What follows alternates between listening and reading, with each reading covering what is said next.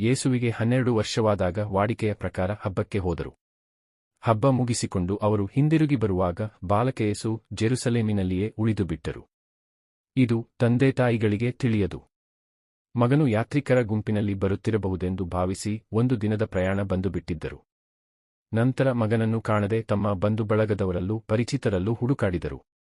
ಅಲ್ಲೆಲ್ಲೂ ಕಾಣದೆ ಅವರನ್ನು ಹುಡುಕಿಕೊಂಡು ಜೆರುಸಲೇಮಿಗೆ ಮರಳಿ ಬಂದರು.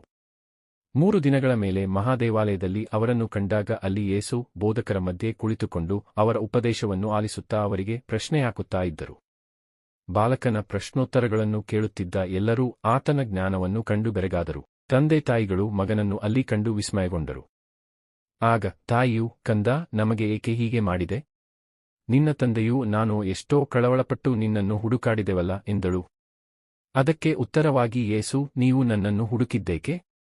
ನಾನು ನನ್ನ ತಂದೆಯ ಆಲಯದಲ್ಲೇ ಇರಬೇಕೆಂದು ನಿಮಗೆ ತಿಳಿಯದೆ ಹೋಯಿತೆ ಎಂದರು. ಆದರೆ ಅವರ ಮಾತು ತಂದೆತಾಯಿಗಳಿಗೆ ಅರ್ಥವಾಗಲಿಲ್ಲ.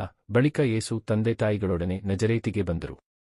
ಅಲ್ಲಿ ಅವರಿಗೆ ವಿಧೇಯರಾಗಿ ನಡೆದುಕೊಳ್ಳುತ್ತಿದ್ದರು.